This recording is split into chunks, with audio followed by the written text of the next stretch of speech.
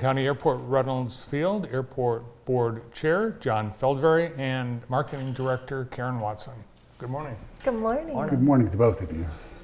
It's a beautiful weekend, It is. and so it's going to be should be a great day for Aviation Day.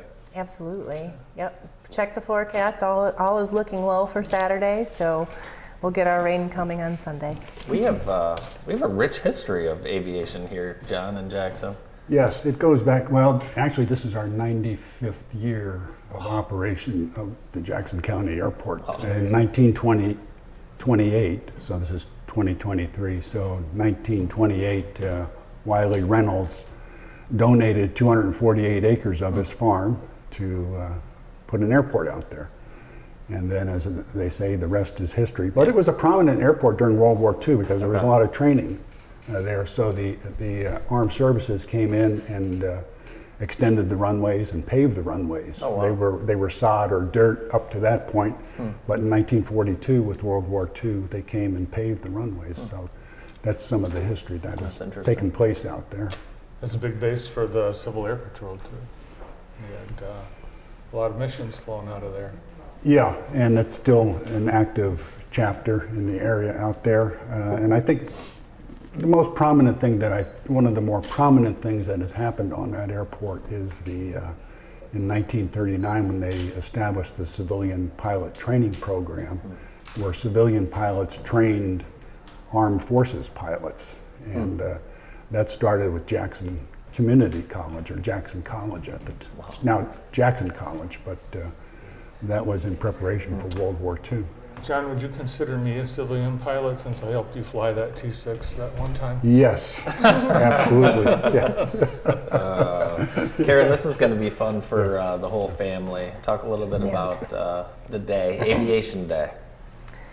Well, we're going to have a variety of things for the entire family, just like you said. You know, with the strong military presence we're going to have there as well, in honor of the history of the airport. We will have several different static displays for people to look at. The Yankee Air Museum is going to be there providing rides for those that are interested in that. We'll have strong support of vendors out there too for people to get to know different businesses in our community, food trucks, activities throughout the day. So 10 a.m. to 3 p.m. and come on out and see us. There'll be rides available in a C-47, which was used differently in different wars, Yes. according to my research. Well, the airplane first came off the Douglas Aircraft Company's factory in Burbank, California in 1935. Oh, wow. This would be the DC-3, what was known as the DC-2 or the DC-3 at the time. It was a civilian airliner. With the outbreak of World War II, the military borrowed or repossessed about half the nation's airliners, and most of them at that time were DC-3s. The military coined it as the C-47. And this particular one, this is last year's pictures, so this aircraft will be back again this year. It's from the Yankee Air Museum, and this airplane actually served in World War II. Oh, wow.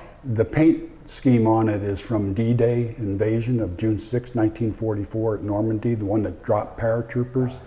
That picture shows some of the white striping in the back. The wings and the fuselage were painted white, so ground forces knew that they were American aircraft and not enemy aircraft, and so not to shoot them down with friendly fire. So that's one of the airplanes that will be there, and it's available for rides also. Yankee will be offering rides in the airplane. Yeah. What should we wear, Karyn? What should we wear to this? If we're going to get in a plane, are there any requirements or anything, or just dress for summer? Dress for summer. Yep. Be comfortable. You know, we'll guide people through the process once they get there as far as, you know, safety precautions and different things like that. My advice, don't wear anything you might want to wear again. Should we provide bibs? Well, I mean, it's all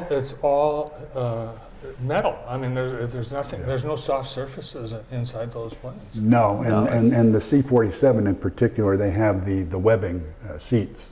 So it's Okay. not, you're not getting into an airline type seat. It's the old-fashioned, the way the paratroopers were loaded and sat in that airplane. So. Yeah, it's really cool. The airport has preserved our aviation history, and not just this event, but we have Aviation Heritage Park right at the airport, Yes. Yes. and some static displays and art. And I would imagine that you guys are already thinking about the 100th anniversary of the airport, just 5 years Absolutely. away. Yeah. Yes, and you know, we have a great airport manager. I've had the great fortune to work with two wonderful airport managers, as you know, Kent Nauer and Juan Zapata, and Karyn. She's the go-to person in the office. You know, Juan is just the airport manager, and you know, Karyn runs the place. So we think a lot of her. She's added a lot to. John is an accomplished pilot. That was his profession, airline pilot. But you've flown how many different types of aircraft? You know, it's funny you should ask. I was going through that the other day, and going back to my primary flying days as a civilian, and then later on corporate aircraft and airliners. Probably I was up to about 55. Wow. Wow. That's amazing. So that, you know, of different types and models. Not skilled in all of them, but I got an opportunity to fly them, such as a P-51 Mustang or a Corsair World War II fighter aircraft. Yeah. Not that I was permanently checked out in the airplane, but I had got the opportunity to Yeah. fly the airplane. What's the difference? What's it like flying a small corporate jet compared to a large passenger airliner? Yeah, I had 11 and a half years as a corporate pilot with, and I can name it here, I think Consumers Energy. It was Consumers Power then, and then I went and had a 25-year airline career. And Consumers had jet aircraft, turboprop and jet aircraft at the time. And to me, airplanes are like ice cream flavors. They're all good. Okay. So, Interesting. and there's no difference. The jet flying and the type that we did on the corporate side really helped me in the airline world. A bigger airplane, but still a jet, still the same speed, same instrumentation virtually. So it translates very well. Well, I know you guys have worked hard to put on a fantastic day for Aviation Day, and just come bring some money if you want to buy food or souvenirs, but and there'll be opportunity to even buy rides Oh yeah. on some of the things. And it'll be great too because, like we mentioned, you know, you're going to have the historical aircrafts, you're going to have the military aircrafts, but we also incorporated the future of aviation as well. So we do have a group that's going to be with us called Zephyr Systems, who has some drones and things like that that are capable of carrying significant cargo weights and things. So we're trying to, you know, bring it all together, the past, present, and future. It's this Saturday. And the other aircraft that we didn't mention that's available for rides will be a Huey helicopter. Okay. That's very familiar to Vietnam era Okay. military folks, but this aircraft is available for rides also from Yankee.